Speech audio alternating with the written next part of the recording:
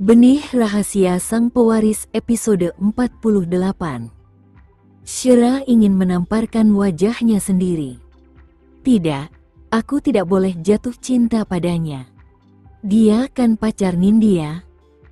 Sebesar keinginannya untuk membalas dendam pada Nindya karena telah membuatnya mengalami cobaan mengerikan bertahun-tahun lalu.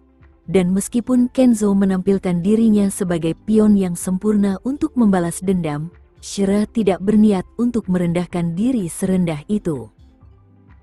Bagaimanapun, ia tidak ingin mengacaukan kehidupan yang telah ia ciptakan untuk dirinya sendiri meskipun menghadapi semua kesulitan.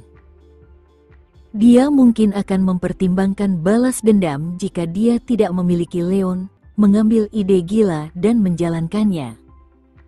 Sayangnya, dia memiliki seorang putra yang harus dirawat, dan tugas keibuannya membuatnya harus berpikir jernih. Dia menolak melakukan apapun yang berpotensi menyakiti Leon pada akhirnya. Yang lebih penting, dia masih bisa mendengar ancaman Nindya bergema di telinganya. Pendamping pria yang baru saja menemukannya bisa saja muncul tiba-tiba berkat perbuatan Nindya.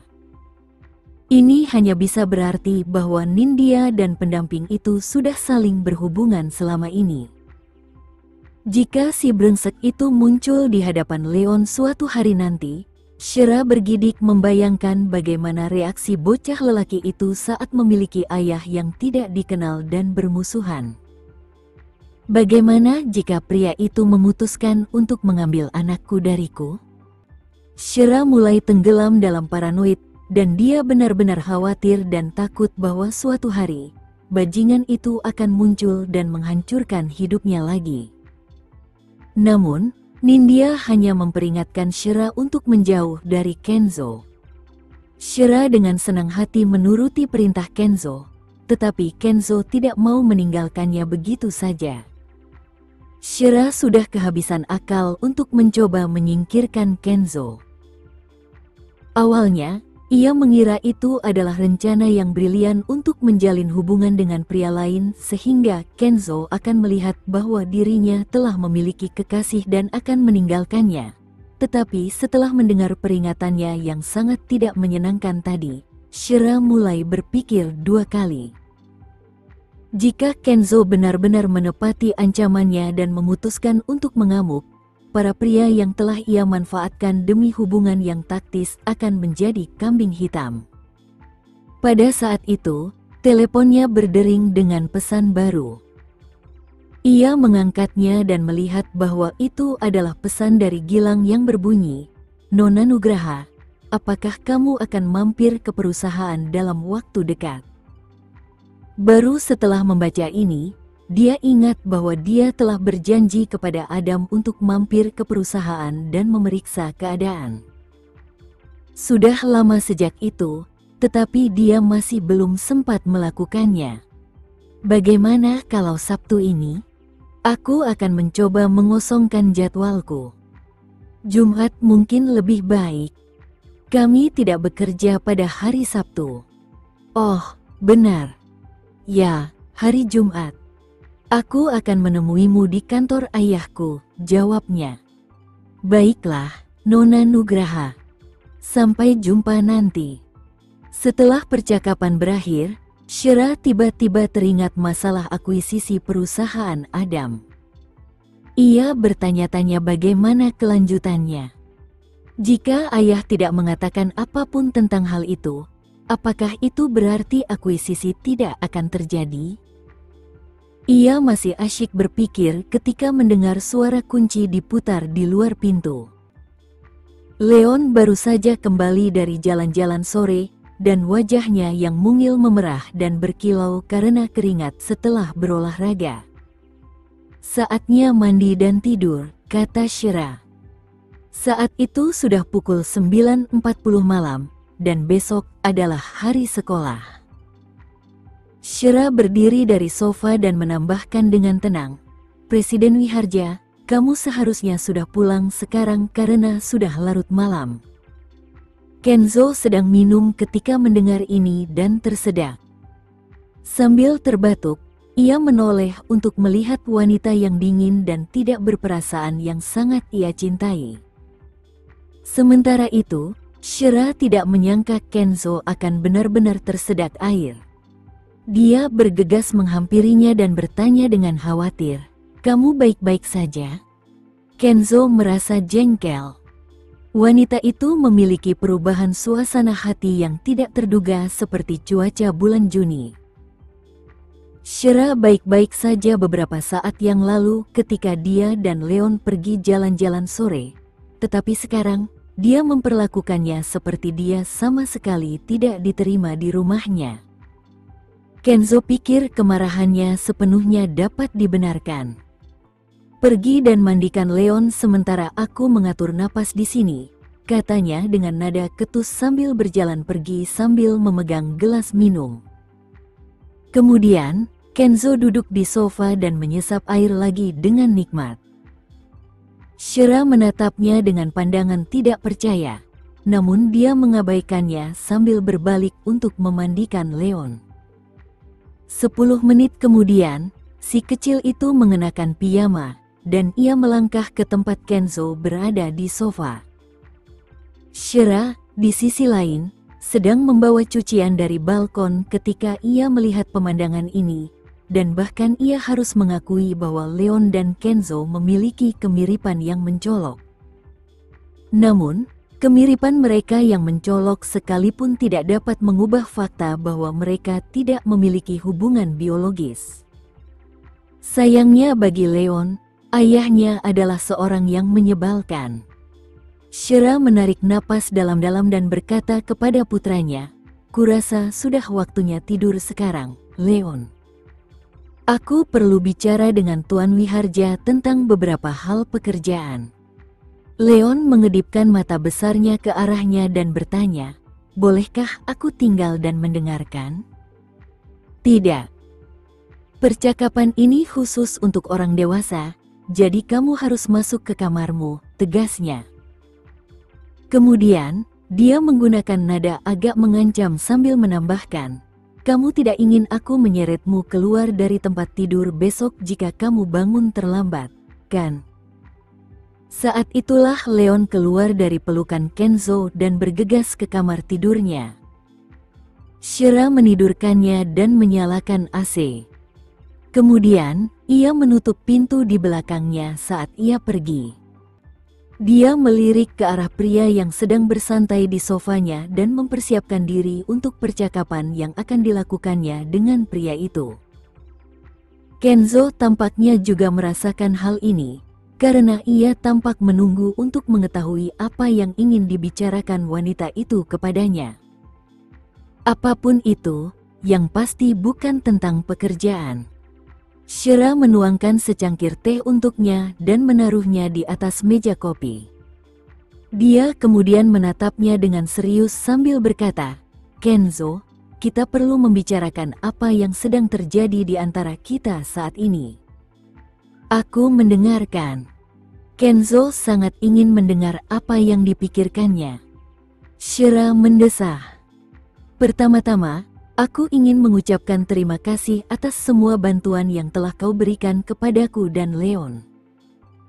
Kau pria yang baik, dan kau seharusnya tidak membuang-buang waktumu untuk mengurus kami. Kedua, aku ingin kau pergi dari kehidupanku dan anakku dan meninggalkan kami sendiri. Aku tahu bahwa Leon mulai tumbuh cinta padamu, dan aku tidak ingin apapun yang mungkin terjadi di antara kita menyakiti anak seperti dia. Ketiga, aku ingin menegaskan bahwa hubungan kita adalah hubungan yang benar-benar profesional, terutama di tempat kerja yang melarang kencan atau rayuan. Terakhir, aku sangat berterima kasih atas semua bantuan yang telah kau berikan kepada perusahaan ayahku. Aku berjanji akan menemukan cara untuk membalas kebaikanmu." Makna di balik kata-kata yang disusun dengan hati-hati dan tabah itu tidak luput dari perhatian Kenzo. Shira memintanya untuk keluar sepenuhnya dari hidupnya. Wanita ini tidak pernah mencoba melihat sesuatu dari sudut pandangnya. Sebaliknya, Dia mencoba membangun tembok demi tembok di antara mereka sehingga dia bisa bersembunyi dari perasaan yang mereka miliki satu sama lain. Saat ini, tali di hati Shira menegang, dan rasanya ada sesuatu dalam dirinya yang bisa putus kapan saja. Ia menatap Kenzo lekat-lekat, tatapannya menelusuri wajah tampannya dengan harapan menemukan secercah emosi.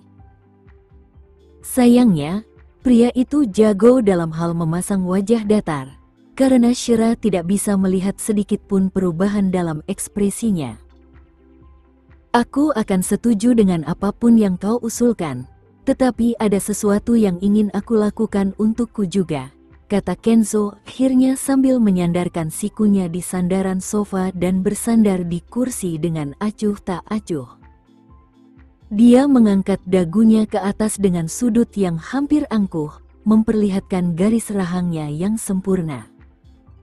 Lekuk lehernya yang elegan memanjang ke bawah hingga ke tempat tulang selangkanya yang dipahat sebagian tertutup oleh kerah bajunya, dan untuk beberapa alasan, dia tampak sangat memikat dan menggoda. Shira tak kuasa menahan diri untuk meliriknya beberapa kali lagi. Ada apa? Sekadar memberi peringatan, aku mungkin tidak bisa melakukan apapun yang kau inginkan, katanya. Aku percaya kau pasti bisa, jawab Kenzo dengan percaya diri. Shira menatapnya dengan skeptis. Baiklah, aku menunggu. Kenzo mengangkat alisnya, sementara rasa geli dan nakal tampak di matanya yang gelap. Beri aku ciuman. Rasa terkejut menjalar ke seluruh tubuh Shira, dan seolah-olah dia bertindak berdasarkan insting ketika dia membentak, tidak mungkin. Kenzo tidak tampak seperti akan memaksanya untuk melakukannya, karena dia berdiri dan berkata dengan acuh tak acuh, baiklah. Itu artinya aku juga tidak harus menyetujui apapun yang kau minta. Kita bisa membiarkan saja kiasan ini terus berlanjut selama mungkin. Kepanikan memenuhi Shira saat membayangkan hal ini, dan dia mengulurkan tangannya untuk menghentikannya. Hei, kau tidak boleh pergi sebelum kita menyelesaikan masalah di antara kita. Aku sudah menjelaskan bagianku dengan jelas, tetapi kau menolak untuk melakukannya, Kenzo berkata dengan tidak senang. Apakah begitu sulit baginya untuk menciumku? Apakah itu akan memperpendek umurnya atau membuatnya berdarah atau semacamnya? Pikiran Shira menjadi kacau.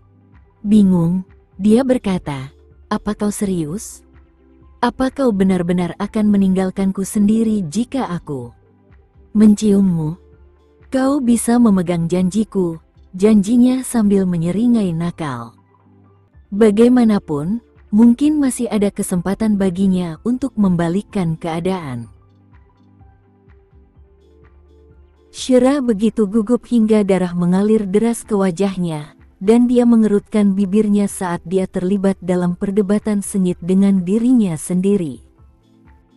Gagasan untuk menciumnya sudah cukup untuk menjerumuskannya ke dalam krisis yang belum pernah terjadi sebelumnya ini.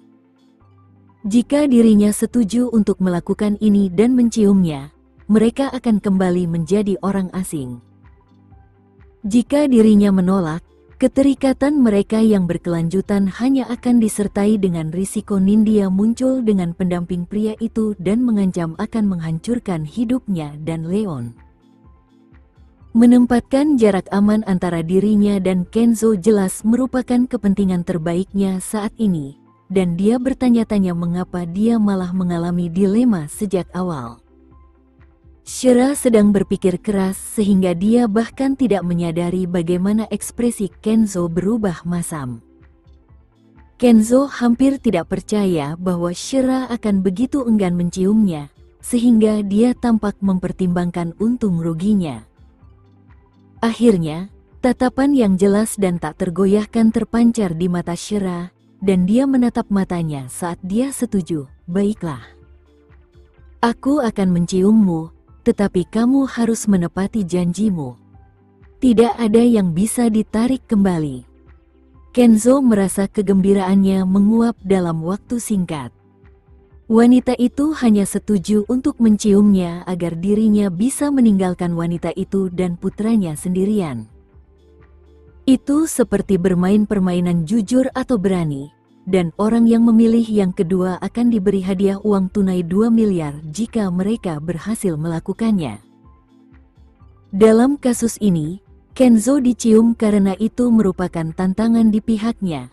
Dan sebagai balasannya Shira mendapatkan kembali kehidupan lamanya. Karena Kenzo tidak mau mengalah begitu saja, dia berkata, "Kamu punya waktu 5 detik. Kalau kamu tidak menciumku dalam jangka waktu itu, kesepakatannya batal." Jantung Shira serasa mau copot. Shira harus menjulurkan lehernya hanya untuk menatapnya. Dan tidak mungkin ia bisa menciumnya saat ia berdiri tegak. "Ayo kita ke kamarku," usul Shira setelah mempertimbangkan rasa malu yang akan timbul jika putranya memergoki mereka berciuman di ruang tamu. Kenzo menyipitkan matanya dan memperhatikan saat wanita itu masuk ke kamar tidurnya. Saat itu, dia tampak seperti serigala lapar yang mengincar kelinci yang tak berdaya. Shira masuk ke kamar setelahnya, dan dia menutup pintu. Dia menarik napas dalam-dalam dan berkata, "Aku tidak bisa menciummu saat kamu berdiri. Kamu terlalu tinggi. Bukan salahku kalau kamu pendek," balasnya dengan jahat. "Kamu," Shira melotot padanya, mengutuknya dalam hati. "Kamu masih ingin aku menciummu atau tidak?" Kenzo tersenyum, dan sepertinya dia telah kembali ke suasana hatinya yang ceria saat dia berkata dengan suara serak dan magnetis yang membuat bulu kuduknya merinding, "Tentu saja aku ingin kau menciumku." Tidak ada yang bisa menyembunyikan kegembiraan dan cinta di matanya. Shira berubah menjadi merah padam, dan dia bisa mendengar jantungnya berdetak di telinganya. Pria yang berdiri di ruangan bersamanya begitu ramah sehingga dia pada dasarnya adalah menara testosteron yang berjalan. Tepat saat Shira mencoba mengingat pikirannya, Kenzo tiba-tiba mengulurkan tangan dan menariknya mendekat dengan satu tangan. Shira terkesiap ketika Kenzo tiba-tiba mencondongkan tubuh ke depan dan menundukkan kepalanya, dan bibirnya hanya beberapa inci dari bibirnya. Wajah Shira memerah karena udara di sekitarnya menghangat dan tercium aroma Kenzo yang memiliki sedikit aroma peppermint. Ia mengerjap dan menyadari bahwa kulit Kenzo masih tampak sempurna dari dekat. Entah mengapa, ciuman perpisahan ini menjadi terlalu panas dan berat untuk membuatnya nyaman. Yang lebih penting, Kenzo menatapnya dengan penuh kasih sayang, yang membuat jantungnya berdetak begitu cepat hingga bisa lepas dari dadanya. Shira mengalihkan pandangan dengan gugup, dan meskipun dia mencoba menjauh darinya, lengan pria ini begitu erat melingkari pinggangnya sehingga dia tidak bisa bergerak. Shira hanya bisa berpegangan pada lengan berotot dan bahunya yang lebar, menggunakannya sebagai tumpuan saat dia mencoba melepaskan diri. 3. Kenzo mulai menghitung dengan suara yang terdengar seperti geraman rendah dan berbahaya. Shira menatapnya dengan heran. "Tunggu." Dia bilang 5 detik. Kok tiba-tiba jadi 3? Orang ini mencoba mengelak dari kesepakatan ini. Namun, Shira tidak bisa membiarkan amarahnya mereda. Ketika dia hendak protes, Kenzo membuka bibirnya dan berkata, 2. Hal ini membuat kepanikan menjalar ke seluruh tubuhnya. Dalam keputusasaan, Shira mengulurkan tangannya yang halus dan menangkup wajah pria itu. Kemudian, dia memejamkan mata sambil mencondongkan tubuh ke depan untuk mencium bibirnya yang terukir sempurna. "Itu hanya ciuman. Apa masalahnya?" Mata Shira membelalak saat dia menyadari bahwa keganasan Kenzo sedang diuji. Kenzo membalas Nyu dengan agresif, seakan-akan ingin meluapkan semua perasaannya yang terpendam dalam satu ciuman ini. Saat itu, Kenzo bukan lagi presiden perusahaan yang dingin dan pendiam. Ia adalah pria yang telah melepaskan semua kendali dirinya hanya untuk mencurahkan cintanya kepada wanita itu. Kenzo telah mengabaikan pemikirannya yang tenang demi kecerobohan yang berapi-api. Dia ingin menunjukkan jati dirinya yang sebenarnya dan mencurahkan isi hatinya kepadanya. Di sisi lain, Shira terkejut melihat betapa laparnya pria itu menciumnya sehingga ia secara naluriah mencoba mendorongnya. Namun, pria itu tidak melepaskannya, dan saat pria itu menuntut lebih darinya, ia mendapati dirinya mulai menyerah dalam ciuman itu. Shira kehilangan jati dirinya, dan suasana menjadi kental dengan ketegangan yang menggetarkan. Tepat saat itu, penyewa di lantai atas memindahkan sesuatu yang terdengar seperti benda berat, dan dua bunyi dentuman teredam membuat Shira tersadar dari lamunannya. Ia mengerahkan seluruh tenaganya dan mendorong Kenzo menjauh sebelum Kenzo berhasil mengalahkannya. Awalnya Kenzo sedikit bingung dengan penolakan mendadak Shira, tetapi ia segera menyeringai sambil berkata, "Aku sangat puas." Dengan kekuatan tekadnya yang kuat, Shira berhasil menahan jantungnya agar tidak melompat keluar ketika dia berkata dengan tenang, "Kamu boleh pergi sekarang." Kenzo menatapnya. Wanita ini begitu cantik di bawah cahaya lampu sehingga dia merasa ingin tinggal di sana dan memandanginya selamanya. Firasat buruk muncul dalam diri Shira saat ia bertemu dengan tatapan tajamnya. Mengapa ia masih menatapku seperti itu saat ia seharusnya pergi? Apakah kau mempertimbangkan untuk menarik kembali kata-katamu? Shira kini marah. Ia hampir tidak percaya bahwa Kenzo akan menolak untuk menepati janjinya setelah apa yang baru saja ia lakukan. Kenzo mengangkat sebelah alisnya. "Tentu saja tidak. Aku akan pergi sekarang. Telepon aku jika kamu merindukanku."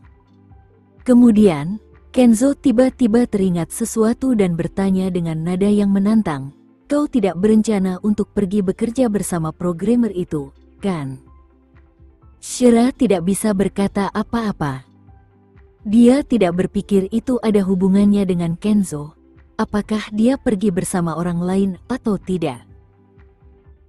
Sebelum Shira sempat mengatakan apapun, tatapan dingin terpancar di matanya saat dia memerintahkan dengan angkuh, "Kamu tidak boleh membawa pria lain selain aku di kursi penumpang mobilmu, Shira." Shira hampir tertawa terbahak-bahak, tetapi dia tetap memasang wajah serius sambil berkata sinis, "Begitukah? Aku mungkin harus menyuruh semua pria di perusahaan berbaris untuk naik ke kursi penumpang mobilku." "Apa yang akan kau lakukan? Memecat mereka semua?" Kenzo tercengang oleh hal ini selama beberapa detik, tetapi ketika dia berpikir tentang bagaimana dia telah memberikan peringatan keras kepada programmer itu malam sebelumnya, dia menduga bahwa pria itu pasti tahu bahwa dia tidak akan mencoba peruntungannya dengan Shira. Ini adalah pertama kalinya Shira bertemu dengan seseorang yang sangat menuntut dan suka mengatur. "Aku pergi sekarang," katanya sambil menatapnya lama dan tajam. Setelah itu, Kenzo mengambil kuncinya dari meja dan pergi tanpa perlawanan. Shira merasa skeptis saat melihat kepergiannya, dan bertanya-tanya apakah ini benar-benar menandai berakhirnya kehadirannya yang terus-menerus dalam kehidupan pribadinya dan Leon. Ia mulai mempertanyakan apakah ia benar-benar akan menepati janjinya, dan ia berharap hal itu akan terjadi. Saat Shira berbaring di tempat tidur malam itu, ia kembali tidak bisa tidur. Ia tidak bisa berhenti memutar ulang adegan ciuman tadi, dan ia tidak bisa melupakannya, tidak peduli berapa kali ia berguling-guling di tempat tidur. Ia mulai berpikir bahwa Kenzo telah memberikan semacam mantra padanya. Shira tidak tahu mengapa ia masih memikirkan Kenzo meskipun mereka sudah sepakat untuk kembali menjadi orang asing. Tidak, hentikan ini, ia menegur dirinya sendiri. Aku harus berhenti memikirkannya. Aku masih harus bekerja besok. Ia masih harus bekerja untuk mencari nafkah, dan ia tidak boleh kehilangan waktu tidur saat ini. Bahkan, ia harus mengejar ketertinggalan dalam istirahat. Namun, semakin ia berusaha meyakinkan dirinya untuk tidur, semakin sulit baginya untuk benar-benar tertidur. Ia akhirnya menyerah, dan pada suatu saat, ia pun tertidur tanpa harus dipanggil. Keesokan paginya, dia bangun dan membuka matanya dengan pandangan sayu. Kemudian, dia meraih ponselnya dan mengirim pesan kepada Ongki, menyuruhnya untuk menemuinya di tempat parkir bawah tanah nanti. Teleponnya berdering tak lama kemudian, dan dia menjawab panggilan itu. Hai, Ongki. Berapa lama lagi waktu yang kamu butuhkan? Shira, kurasa aku tidak bisa lagi menumpang mobil denganmu. Aku harus kembali ke kota asalku, dan mungkin aku akan berada di sana selama setengah tahun, kata Ongki di telepon. Itu tiba-tiba, katanya. Apakah ada sesuatu yang terjadi di rumah? Oh, tidak. Hanya saja, kupikir aku harus menemani orang tuaku untuk sementara waktu. Pokoknya, jangan khawatirkan aku. Ingatlah untuk berkendara dengan aman ke tempat kerja, jawabnya, sambil menambahkan pengingat lembut di akhir. Shira mengangguk dan berkata dengan ramah, baiklah, kamu juga jaga diri baik-baik dan jangan terlalu memaksakan diri. Keengganan Ongki tidak berkurang bahkan setelah ia menutup telepon, tetapi ia harus mengakui bahwa ia merasa lega. Bagaimanapun, terlalu dekat dengan Shira hanya akan membangkitkan amarah keluarga Wiharja dan menempatkannya dalam radar pembunuhan mereka.